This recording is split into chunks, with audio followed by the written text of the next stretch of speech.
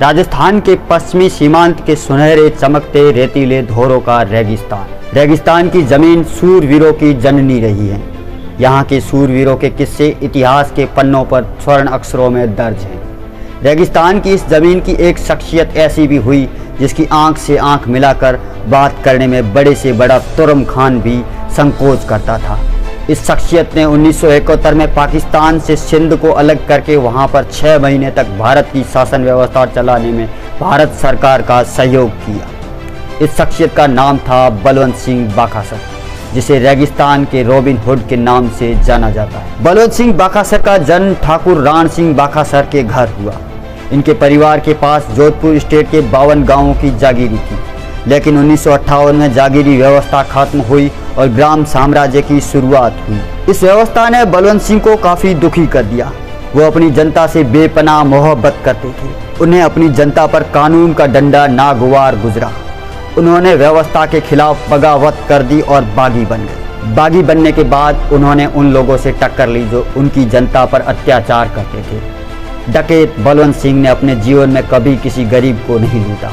उन्होंने ऐसे लोगों को सबक सिखाया जो अपनी ताकत के दम पर लोगों को लूटते और अत्याचार करते थे। ताकतवर लोगों से धन लूटकर वो गरीबों में बांट देते थे। ऐसे में उन्हें रेगिस्तान का रॉबिन हुड कहा जाता है। लोगों का उन पे विश्वास था और वो हमेशा जो कहते थे वो करते थे। जो बात तय करते थे मुझे ये करना है, चाहे उसका इंतज़ाम कुछ भी आए।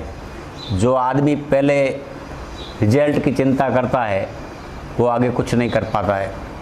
कभी कोई रिजल्ट की चिंता नहीं करता है वही आगे सब कुछ कर पाता है। मैं बिल्कुल, मेरी शादी के 1 साल बाद उनका देहांत हुआ।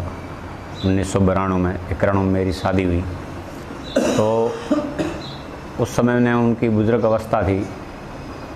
वैसे कोई उनकी उम्र भी बहुत बड़ी नहीं थी, लेकिन गांधव पे एक एक्सीडेंट हो गया था। उसकी वजह से उनके शरीर को काफ़ी जो 67 साल ही उन्होंने उम्र ली, 67 जी। दादाजी की शादी कच्छ में विजपासर गांव सगत सिंह जी जाडेजा कायाणी जाडेजा परिवार के वहाँ हुई थी।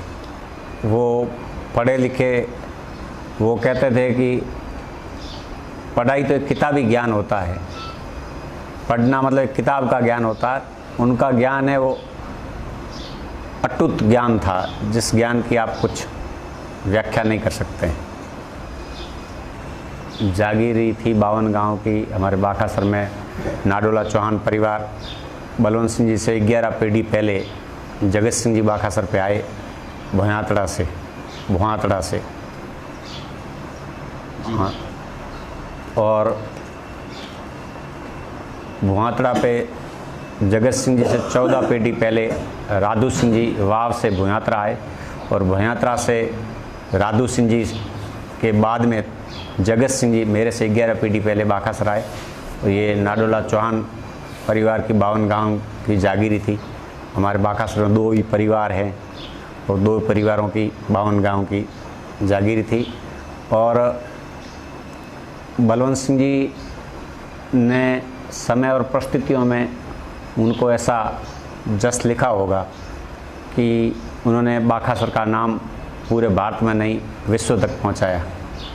1971 के युद्ध के बाद भारत सरकार की मंशा थी कि पाकिस्तान के सिंध प्रांत को पाकिस्तान से अलग कर उसे भारत में मिलाया जाए। ऐसे में महाराजा भवानी सिंह, जो कि भारतीय सेना के पैरा कमांडर थे, उन्होंने सरकार को सुझाव दिया कि बाखासर के बलवंत सिंह सिंध को पाकिस्तान से अलग करने का पूरा मादा रखते हैं। उन्हें संपूर्ण सिंध प्रांत के अच्छी भौगोलिक जानकारी है।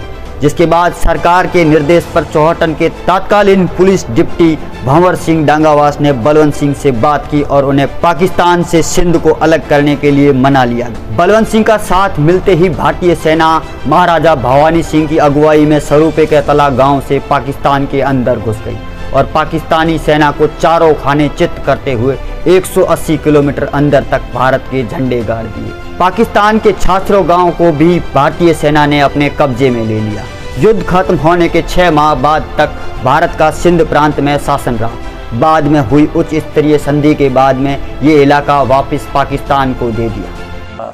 देश की हर विभाग के साथ, आर्मी हो चाहे BSF हो चाहे पुलिस हो, हमारे हमेशा अच्छे सद्भाव व्यवहार रहे हैं और हमेशा प्रशासन और जनता दोनों के मेल मिलाप से ही सारी शासन व्यवस्थाएं सही चलती है। और आर्मी के अंदर तो उनका विशेषकर आज भी कई ब्रिगेडियर जनरल हमें पूछते हैं, मिलते हैं, उनकी बातें पूछते हैं।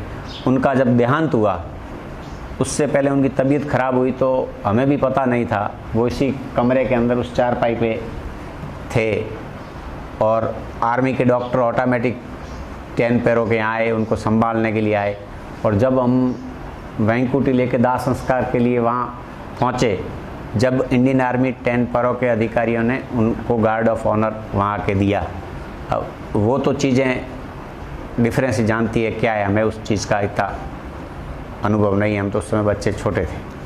हमने ये सुना है कि जैसे बांग्लादेश अलग हुआ उसके बाद में अपने रण क्षेत्र की दलदल व्यवस्था और देश की भौगोलिक स्थिति को देखते हुए वहाँ के सिंधी मुसलमान हैं वो आज भी वहाँ के पठान वगैरह उन लोगों से परेशान है। और सिंधी मुसलमान हमेशा सिंध अलग चाहते हैं और आज भी वो चाहते हैं कि हमारा सिंध आज़ाद हो, सिंध आज़ाद होना चाहिए।